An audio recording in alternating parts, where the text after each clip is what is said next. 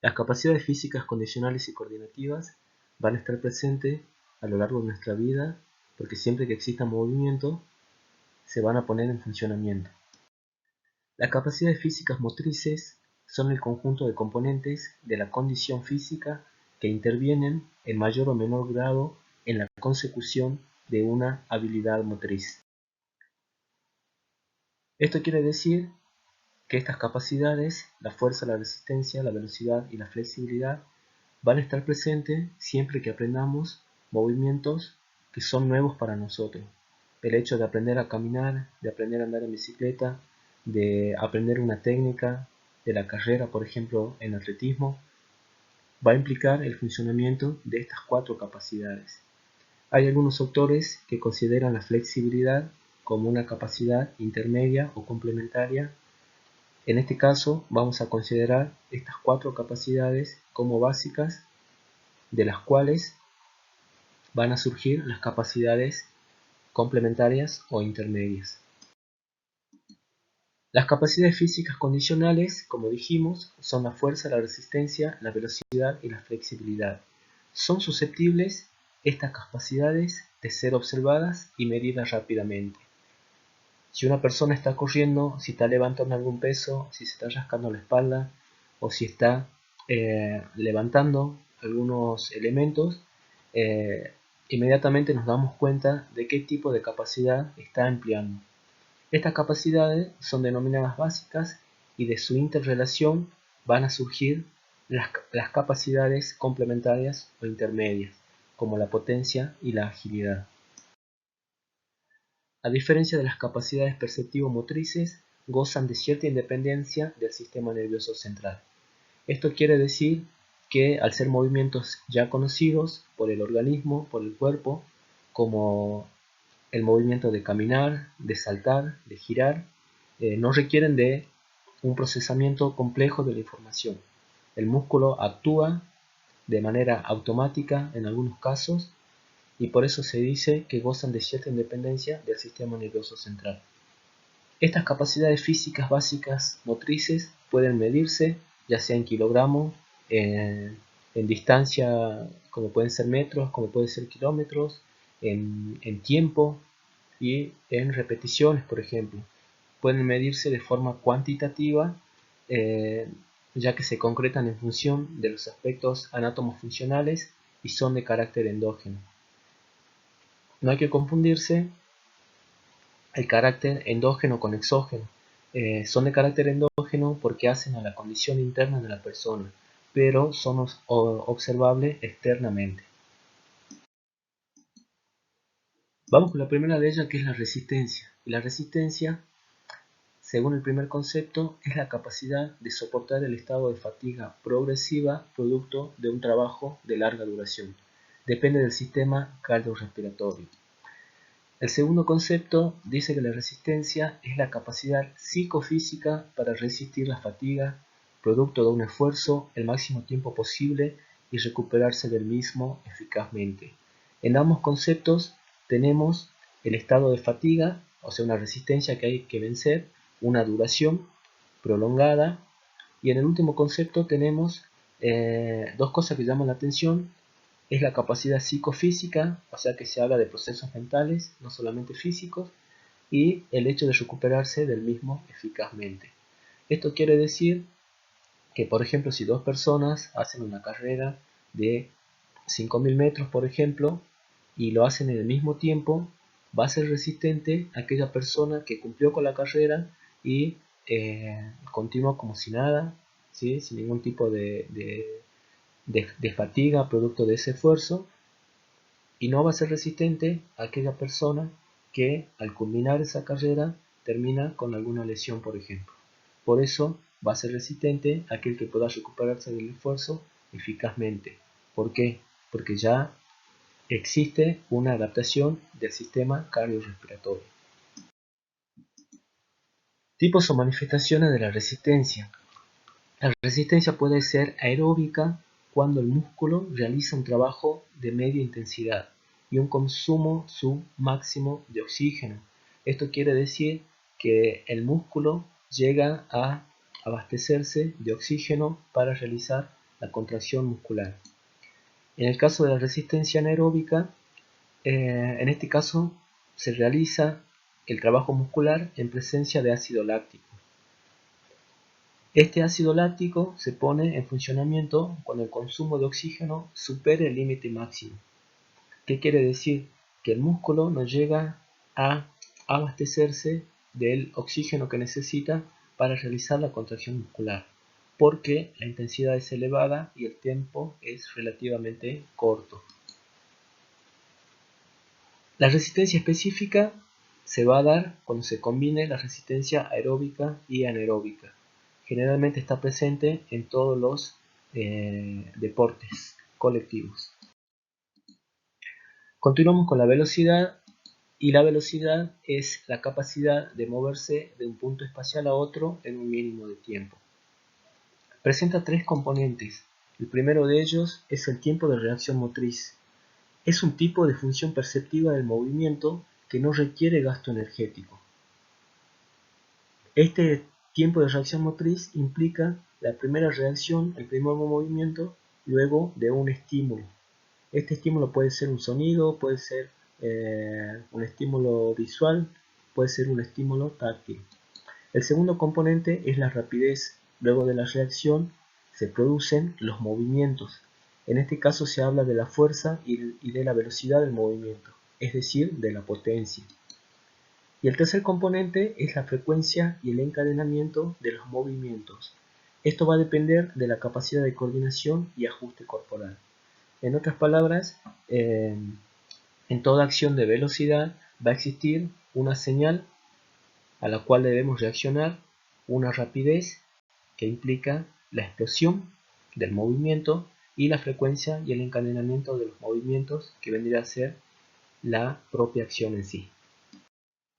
Los tipos de velocidad pueden ser velocidad cíclica cuando los movimientos son iguales o similares, como en la carrera.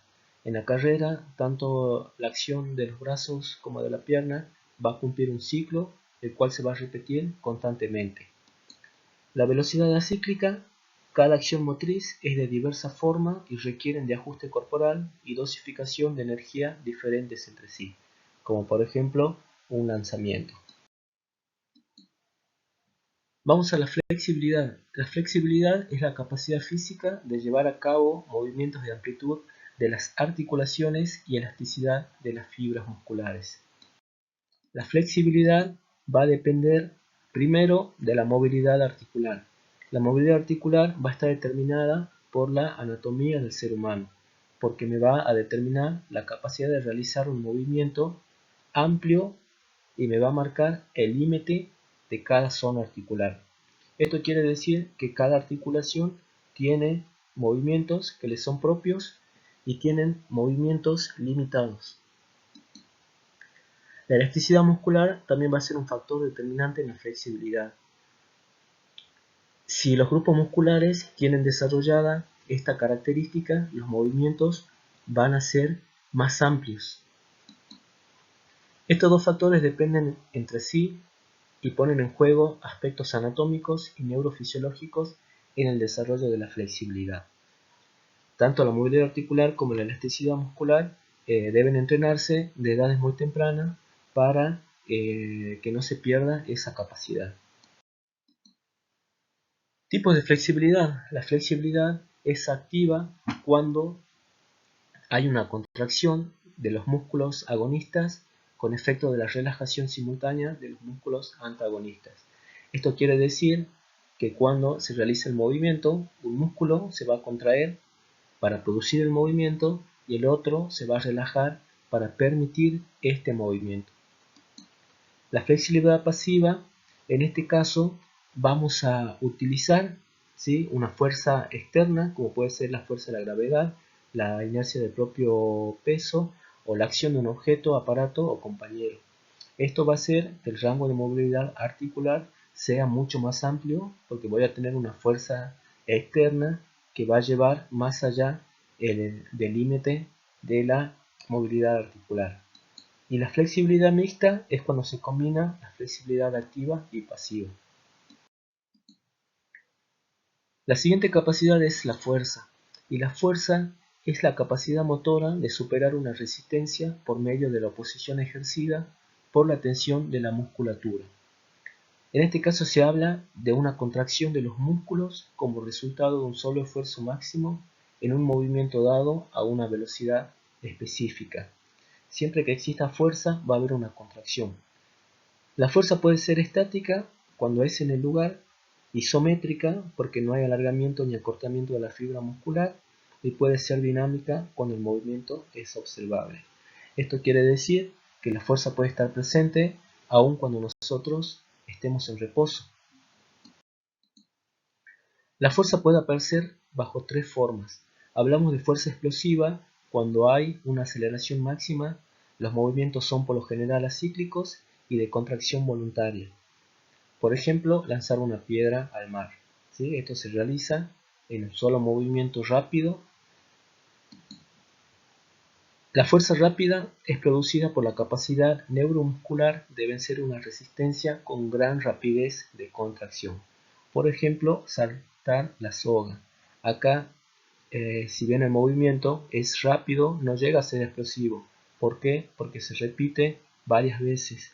En el ejemplo de saltar la soga, la resistencia a vencer va a ser el peso del propio cuerpo, el cual se encuentra suspendido en el aire, el cual tiene que aterrizar, y todo ese movimiento en coordinación con la soga. Y la fuerza lenta cuando hay una velocidad constante en la superación de la resistencia. Estas tres formas de la fuerza va a depender en sí del peso que se levante. En la fuerza explosiva generalmente va a ser mucho peso, por lo que el movimiento va a ser uno solo y va a ser el máximo movimiento. En la fuerza rápida el peso va a disminuir, por lo que se pueden hacer varias repeticiones. Y en la fuerza lenta el peso va a ser mucho, ¿sí? Por lo que las repeticiones van a ser lentas. Llegamos a las capacidades intermedias. Dijimos que las capacidades físicas básicas eran la resistencia, la fuerza, la velocidad y la flexibilidad. Estas cuatro capacidades básicas se combinan y dan como resultado las capacidades físicas motrices intermedias. Si combinamos la resistencia con la fuerza, vamos a obtener la resistencia muscular. Si combinamos la fuerza con la velocidad, obtenemos la potencia. Flexibilidad más velocidad es igual a agilidad, y flexibilidad más resistencia da como resultado el stretching muscular. Vamos con el primero. La potencia es la capacidad de efectuar un esfuerzo máximo en un corto periodo de tiempo. Se busca conseguir una tensión muscular máxima en el tiempo más corto, y va a depender también del sistema nervioso para transmitir el influjo que acciona el volumen muscular requerido. La potencia se trata de una combinación entre fuerza y la velocidad, es decir, que siempre que se esté por vencer una resistencia a través de la contracción muscular y esta contracción sea veloz, estamos hablando de la potencia. La resistencia muscular o fuerza de resistencia es la capacidad que permite producir durante el mayor tiempo posible un esfuerzo localizado. Este esfuerzo debe perdurar en el tiempo, ¿sí? Porque estamos hablando de resistencia y la resistencia implica una duración prolongada en el tiempo. Tiene un determinado grado de intensidad. Generalmente se habla de una intensidad media o baja y puede realizarse en condiciones aeróbicas o anaeróbicas. La agilidad, por su parte, es la capacidad de ejecutar movimientos en forma rápida y precisa. Aquí participan en gran medida las capacidades de velocidad y flexibilidad. Habrán notado que en el desarrollo de una destreza, en el aprendizaje de algún movimiento, hay personas que en el primer intento logran realizar el movimiento, mientras que hay otras personas que requieren de un proceso de práctica, de mucha práctica, para lograr ese movimiento. En este caso hablamos de la agilidad. Esta agilidad va a depender de los procesos neuromusculares y es cuando se realiza el movimiento con buen ritmo y coordinación. Motrizmente hablando, es la capacidad de adaptarse a nuevas situaciones. El stretching muscular es una técnica de flexibilización del organismo. Es una capacidad de estiramiento muscular. El stretching muscular se encuentra entre una posición intermedia entre la flexibilidad y la resistencia. Vamos a ver cuáles son los tipos de stretching muscular. En primer lugar tenemos el stretch tónico, que se basa en una adopción de una determinada postura bien equilibrada sobre apoyos sólidos y luego se produce el estiramiento. ¿Sí? En este caso yo puedo apoyarme sobre una pared y realizar el estiramiento. El stretch, al ser una técnica de flexibilización, requiere de una amplitud articular en cualquier zona y requiere también de mantener esa posición durante un tiempo prolongado, ya que se trata también de un trabajo de resistencia. El stretch pesado, por su parte, también se adopta una postura determinada, pero en este caso se busca relajar el cuerpo con la sola complicidad del peso corporal. No existen rebotes, es el propio peso del cuerpo el responsable de ir aumentando los grados de estiramiento. Llegamos a lo que son las capacidades coordinativas. Primero veamos qué es la coordinación. La coordinación es la organización de acciones motoras ordenadas hacia un objetivo determinado. Es una habilidad que tiene el cuerpo o una de sus partes para desarrollar en secuencia ordenada, armónica y eficaz un gesto o acción determinado. Permite realizar ajustes en el resto de las capacidades condicionales para aumentar la eficiencia mecánica y fisiológica y dependen específicamente del sistema nervioso central. Aquí tenemos la principal diferencia entre las capacidades físicas motrices, condicionales y las capacidades coordinativas. Dijimos que las capacidades condicionales no requieren de gran participación del sistema nervioso central porque se trata de movimientos automatizados, mientras que las capacidades coordinativas dependen específicamente del sistema nervioso central porque se analizan en profundidad, se trata de procesos complejos y entran en juego no solamente el movimiento de la condición física, sino también el entorno, la coordinación con algún elemento, con el espacio. La coordinación es la cualidad que ordena, sincroniza y armoniza todas las fuerzas internas de las personas y la pone de acuerdo con las fuerzas externas para lograr una solución oportuna a un problema motor determinado en forma precisa, equilibrada y económica. Hablemos, por ejemplo, de lanzar una pelota de básquet y encestarla en el aro. Este movimiento es un movimiento complejo, ¿sí? En primer lugar, van a entrar en funcionamiento las capacidades físicas motrices, como puede ser la fuerza y la velocidad, y también la flexibilidad en parte. Entonces, estas cuestiones internas las vamos a poner de manifiesto coordinando el movimiento con la pelota, el tamaño de la pelota, la distancia del aro, el tamaño del aro, y también con aquellas fuerzas externas como pueden ser el público, el clima, el ruido, si es que hay. Todo eso me va a dar a mí un movimiento coordinado, el cual tiene que ser preciso porque tengo que encestar en el aro, equilibrado y económico en la medida que no me requiera a mí un gasto energético excesivo. La coordinación es la capacidad de realizar un gesto más o menos complejo combinando el movimiento. Se traduce a la destreza o habilidad específica. Hablamos de coordinación dinámica general cuando los movimientos son básicos, como por ejemplo la marcha, la carrera, salto, arrojar y recibir elementos, treparse, suspenderse, traccionar, empujar. La coordinación fina, ¿sí?, va a estar presente en las funciones musculares para producir movimientos pequeños y precisos, como por ejemplo escribir. Lo opuesto a control de la motricidad fina es control de la motricidad gruesa. En este caso los movimientos son más grandes y requieren de la acción de los grandes grupos musculares. Vamos a ver cuáles son los factores que intervienen en la coordinación. La velocidad de ejecución. En movimientos que son muy veloces y si no se conoce el movimiento, la coordinación va a ser menor que en aquellos movimientos que sean más lentos. En los movimientos lentos voy a tener más tiempo de analizar el entorno y así poner de manifiesto las disposiciones internas de una mejor manera. Los cambios de dirección y sentido, si existen en el movimiento, van a determinar la coordinación del mismo. Si yo tengo que correr una carrera lineal en un terreno llano, el movimiento va a ser coordinado.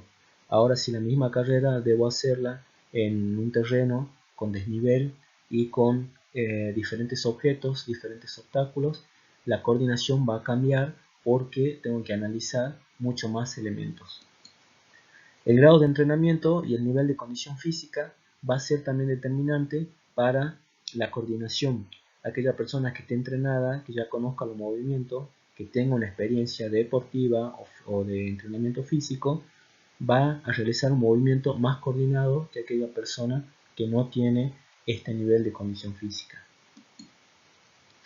La elasticidad de los músculos, tendones y ligamentos también van a ser uno de los factores que intervienen en la coordinación.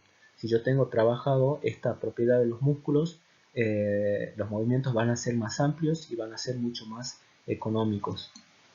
La altura del centro de gravedad también es un factor determinante. Acá vamos a hablar de la estatura de las personas que realizan el movimiento. Las personas de baja estatura tienen un centro de gravedad más cerca de la base de sustentación, por eso generalmente son más hábiles para los movimientos, mientras que las personas de estatura alta tienen el centro de gravedad más elevado, por lo que los movimientos requieren un poquito más de análisis y en situaciones extremas se habla de movimientos torpes. La duración del ejercicio también va a ser un factor que interviene en la coordinación del movimiento. Si la duración es corta, los movimientos tienden a ser coordinados, pero si la duración es larga, ¿sí?, los movimientos después de una hora y media no van a ser tan coordinados por el desgaste físico que provoca la duración del ejercicio. Las cualidades psíquicas del individuo van a incidir directamente sobre la coordinación del movimiento. El miedo, la vergüenza, el autoestima, la motivación, todas estas cuestiones van a incidir directamente en el movimiento de las personas. Si utilizamos objetos, el tamaño de los objetos también van a incidir en la coordinación. Si los objetos son grandes, son más fáciles de manipular, por lo que los movimientos van a ser coordinados.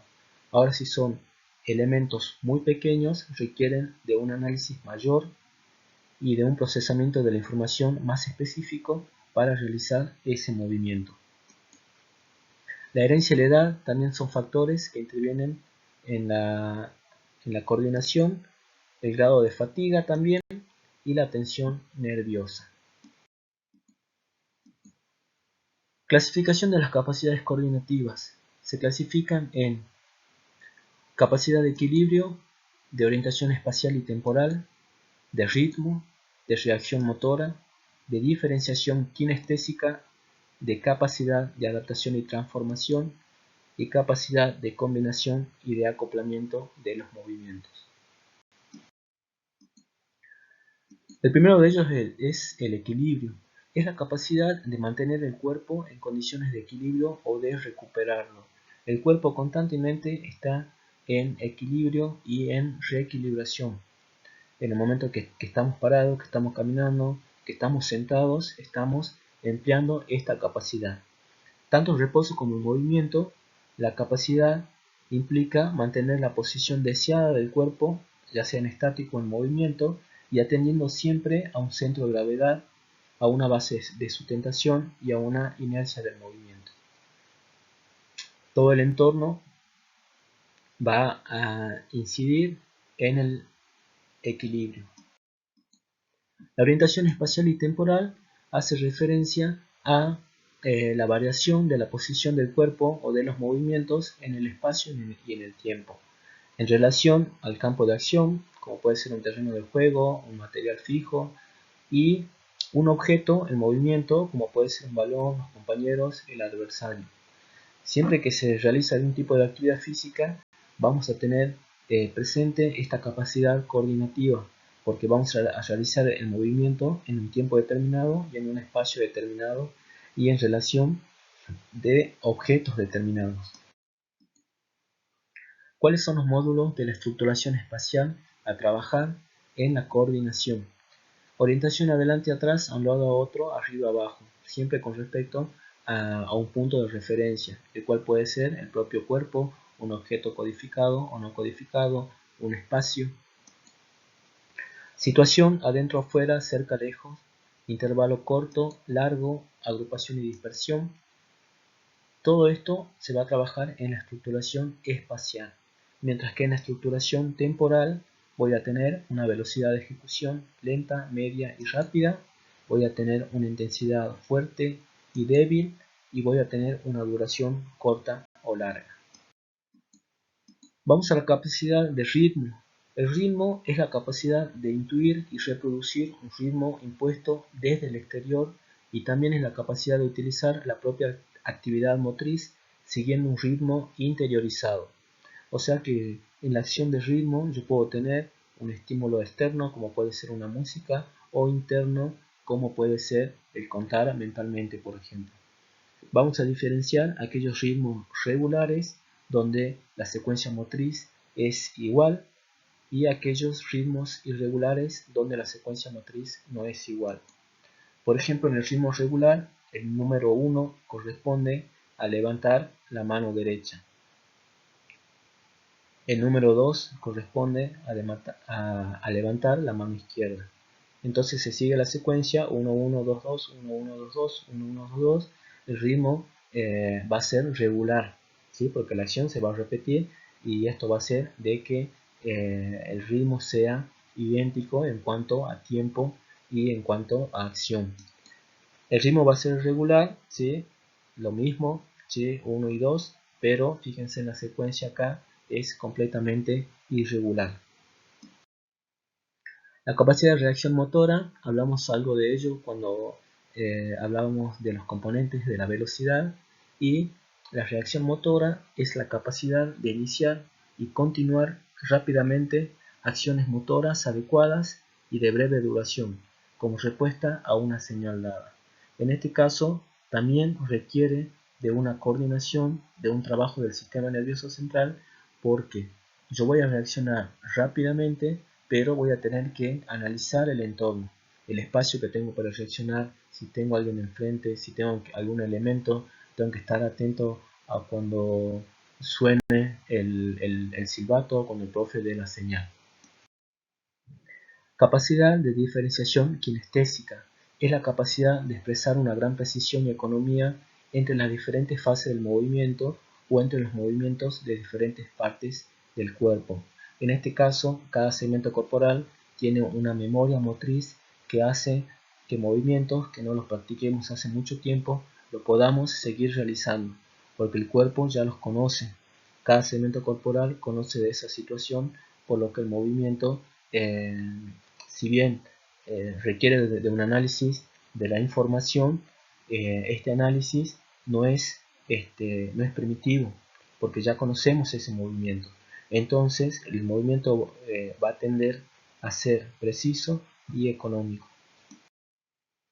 La capacidad de transformación o cambio es la capacidad de cambiar o modificar la acción programada en base a la percepción o a la previsión de variaciones de la situación durante el desarrollo de la propia acción. Es adaptarse a nuevas situaciones. ¿Qué quiere decir todo esto? Yo me estoy preparando para rematar una pelota de mi armador. ¿Sí? Resulta que mi armador, por X cuestiones, me tira mal la pelota estando yo ya en el aire. Entonces, desde allí, ¿qué debo hacer? Debo adaptar el movimiento, ¿sí? Para poder llegar a rematar la pelota. La última capacidad coordinativa que vamos a ver es la capacidad de acoplamiento o combinación del movimiento.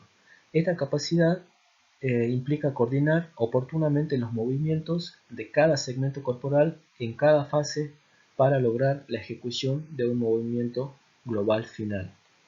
En este caso se trata de aprender los movimientos de forma analítica, o sea, por partes. Aprender, por ejemplo, la acción de las manos, después la acción de los brazos, de los pies, de la cadera, de la rodilla, de la cabeza, del tronco, y después juntar todas esas partes y realizar el movimiento global.